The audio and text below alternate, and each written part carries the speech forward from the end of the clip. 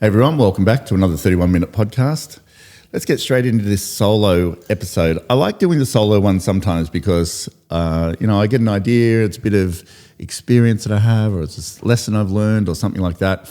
Keep them short, but a little bit of energy exchange with these ones. The art of being uncomfortable. I put a story up this morning on Instagram and I said that when you're comfortable, you're not growing. But being uncomfortable is where the magic happens. And I think it's one of the hardest things to do.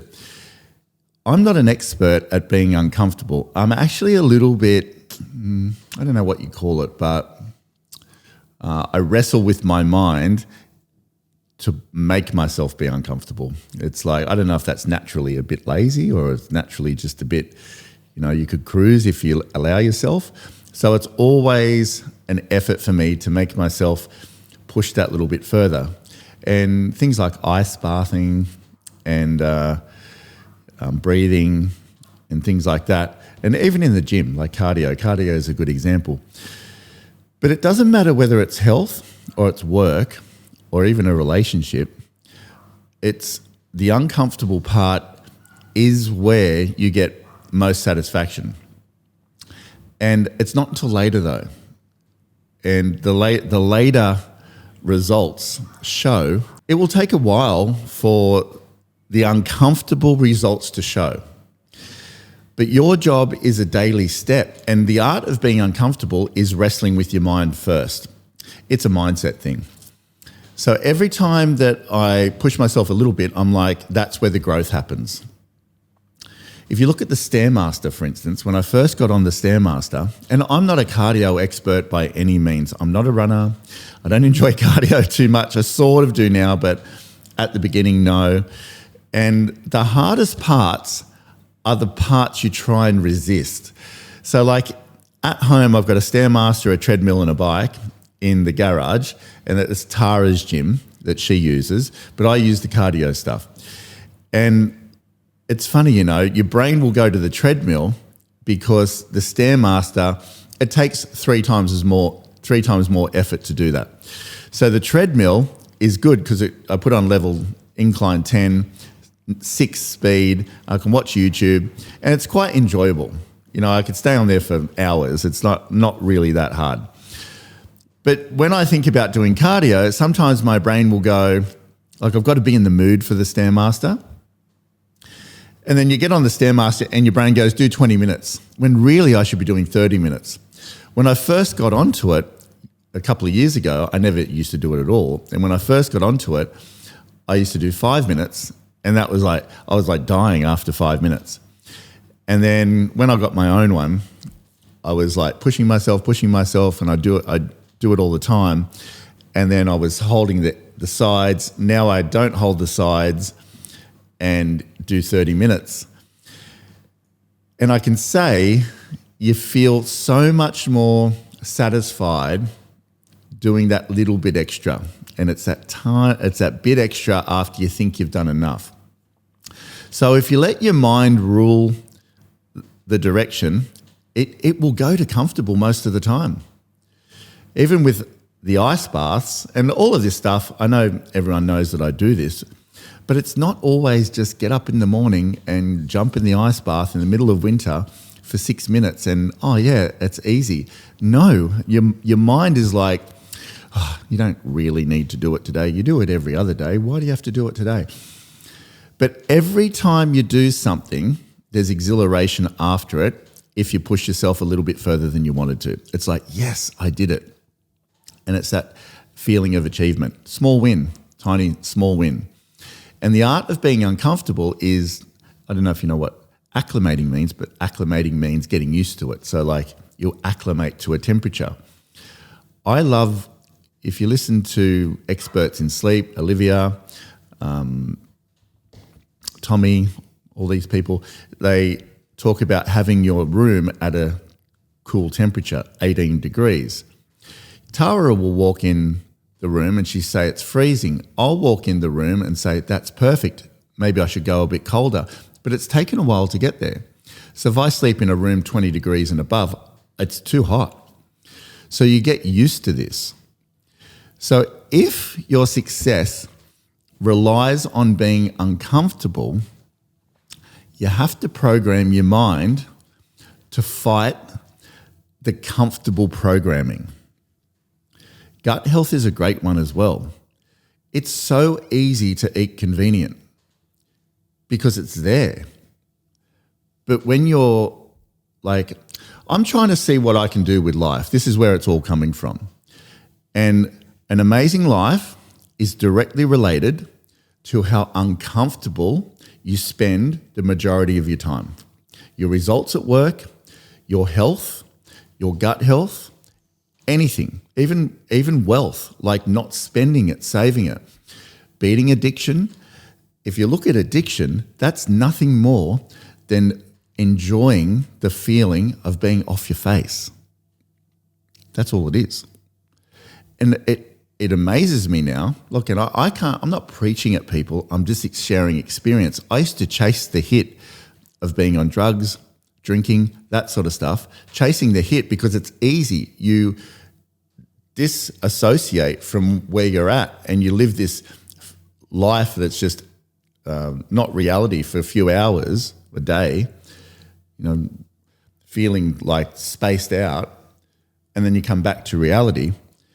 And it's funny how people chase that because it's easy. You can go to Dan Murphy's, buy a case of beer and go get off your head. Get all wobbly, disoriented, talk a whole lot of rubbish, get into a fight, whatever you're going to do, go home with less money, feeling terrible, lose momentum, change frequency. Like that is even not a comparison. Where if you want to break that cycle, the uncomfortable in that situation is not going. So it's not doing it.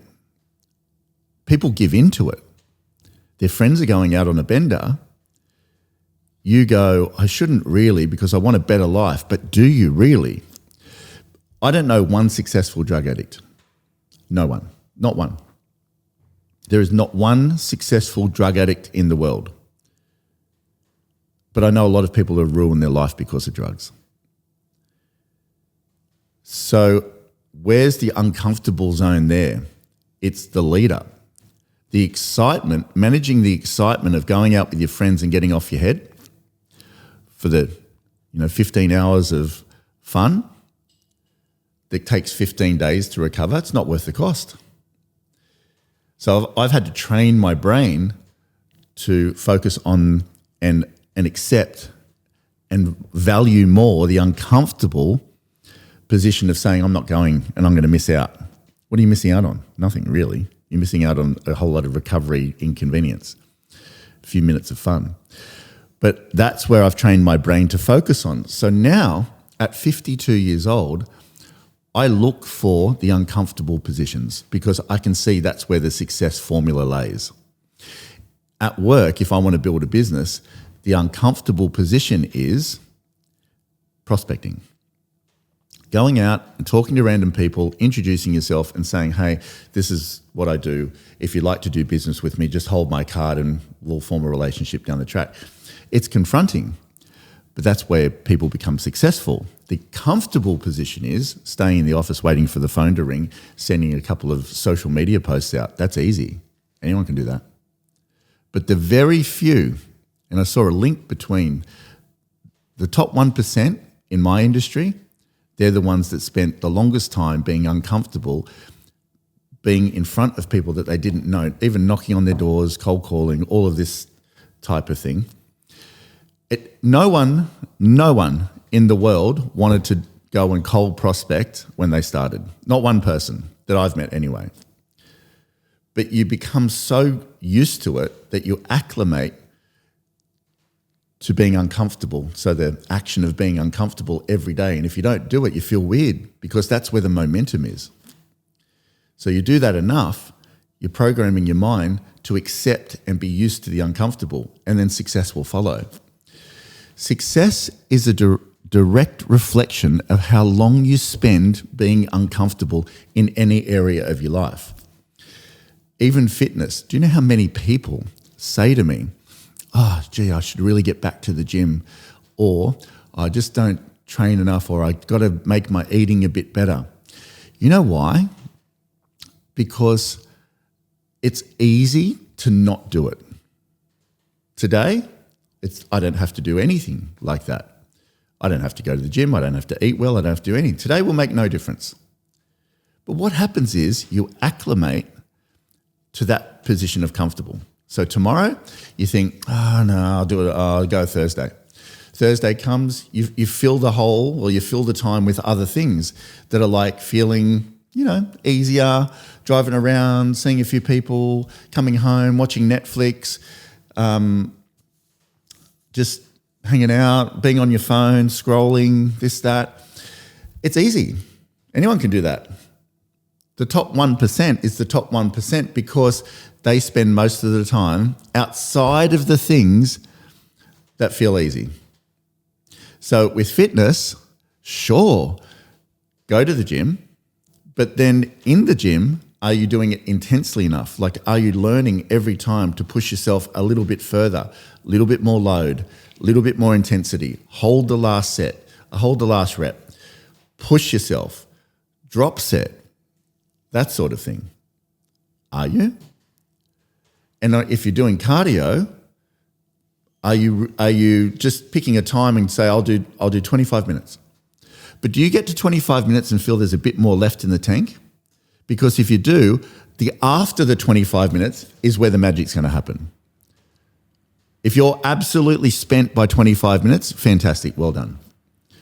But if you feel like you've got another 2 minutes, 5 minutes, 7 minutes left in the tank, don't get off that thing. And you'll feel it in yourself. Your brain will tell you to get off because you'll think, oh yeah, okay, I'll get off and I'll just go do something else, or go sit on the toilet or do nothing, or whatever you're going to do, go eat.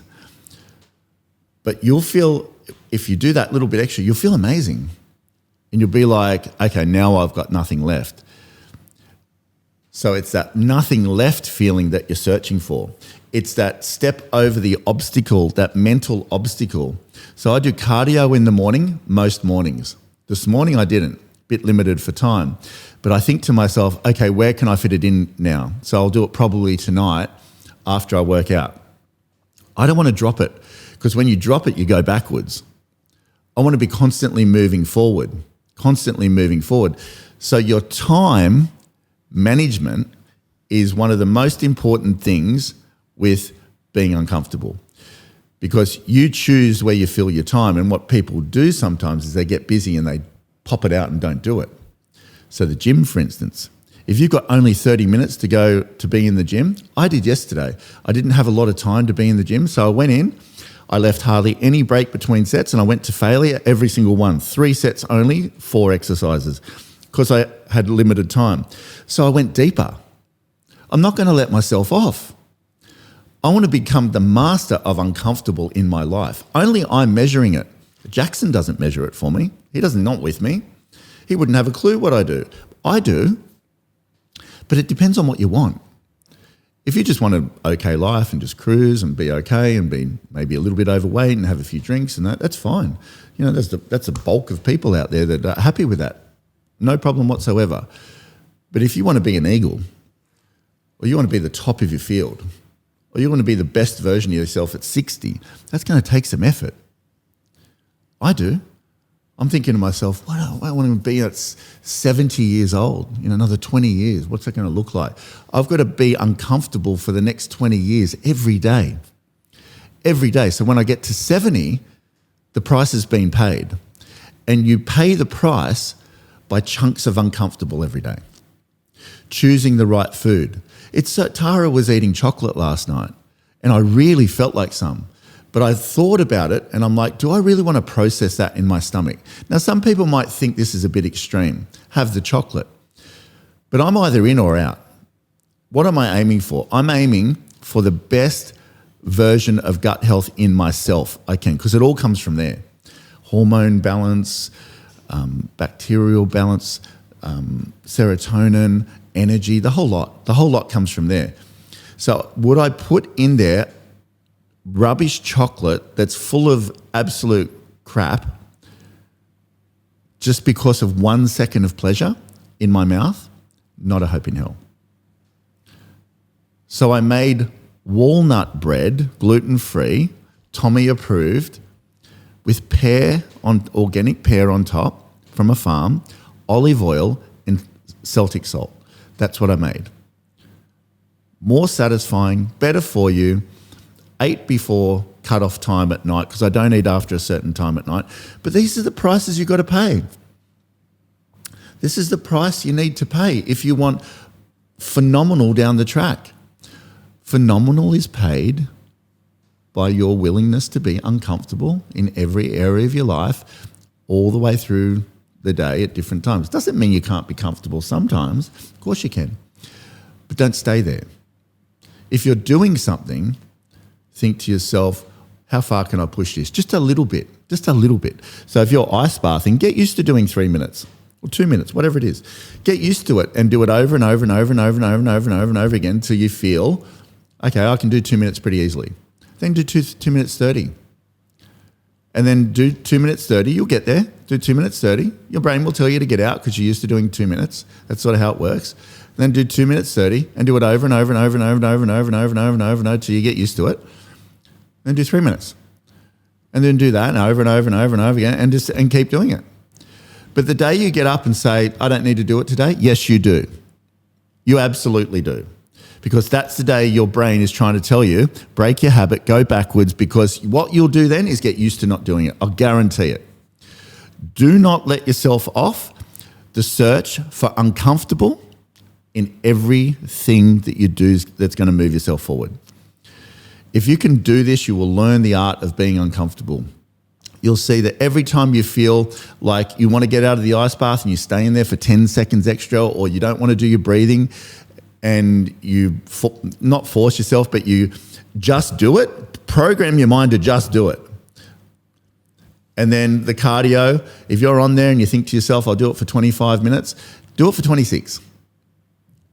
Because that finish line is just being created by your mind. Your body could probably do 2.5 hours if you really wanted to, if you had to, life or death. You are way more powerful than you think you are.